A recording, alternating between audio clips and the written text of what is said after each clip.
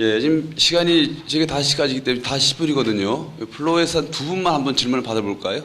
예. 저 뒤에, 예. 질문하시죠. 예, 저 한국인입니다. 최창문 박사님한테 질문 하나 몇 가지 드리면서 좀 단답으로 물어볼게요. 우리나라의 직업이 종류가 몇 가지입니까? 한 2만 가지입니까?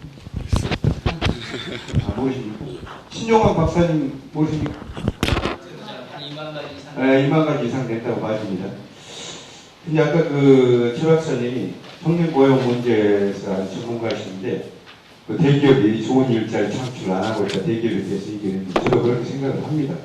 그러니까 뭐 대기업의 낙수 효과 MB 정부에 들어서 많이 얘기를 했는데 그 우리가 기대하기 어렵다고. 저는 28에 창업을 해서 지금까지 33년간 종업원들 많게는 30여 명, 적게는 한두 명까지 이렇게 제 스스로 창업을 해서 28에 이렇게 대학을 졸업해서 지금까지 해오고 있는데요.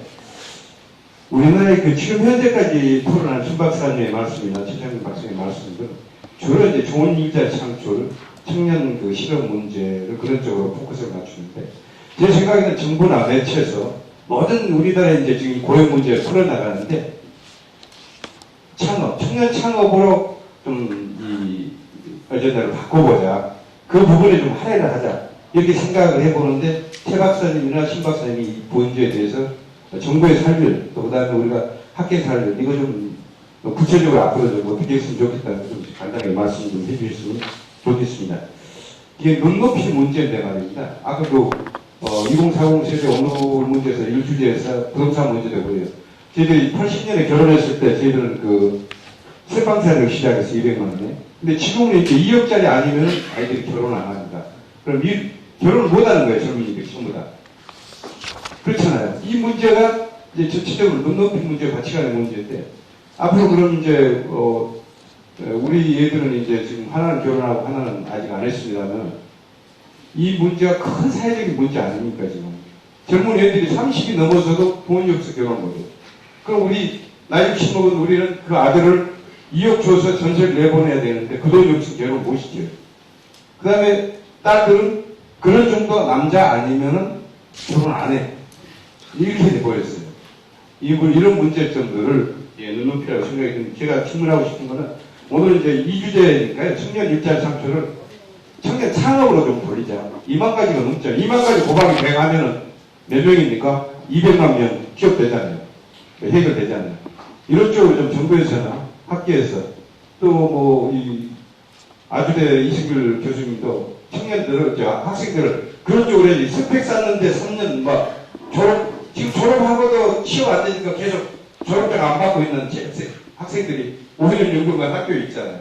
그렇게 신문에 많이 나오는데 우리 사회가 그렇게 좀 바뀌었으면 좋겠다는 생각이 드는데 오늘 토론하신 네 분 선생님들 이 분야에 대해서 말씀 좀 해주시죠. 사실은 굉장히 중요합니다. 창업 문제가.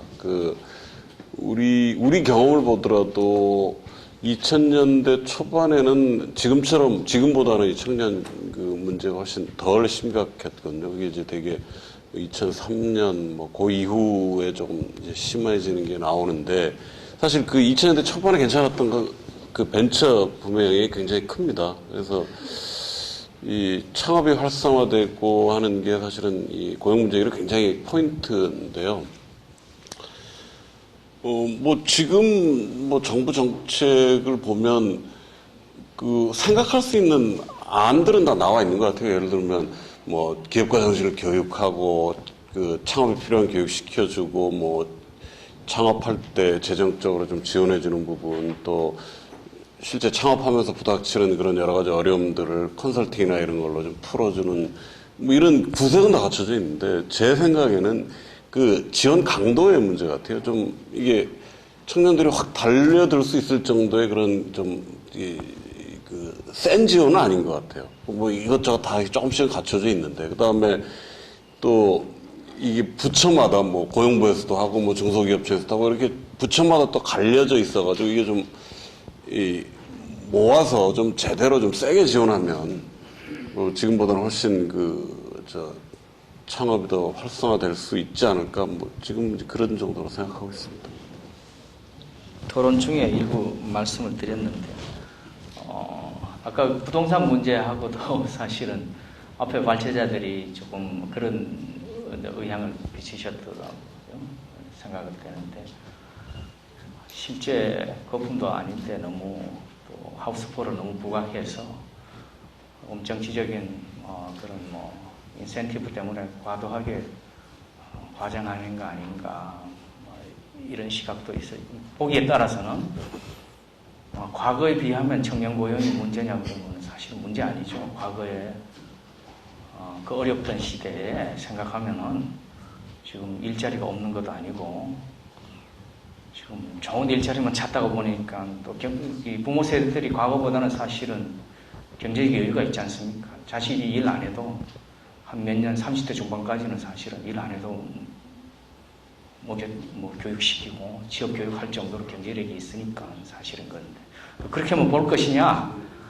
그럼 시대가 변했고 환경이 변했는데 세대가 생각하는 생각이 전체적으로 트렌드가 변하는데 과거 30년, 40년 고생할 때 생각 그런 생각에서 좀 벗어나야 되지 않겠나 그렇게 생각합니다. 그래서 자 근데 청년이 창업을 이렇게 작년 하고 있지만은 사실은 직장 생활 때 해보지 않은 청년들이 20대 중후반에 창업을 할 수 있을까? 저라 그래도 굉장히 겁날 것 같은데요.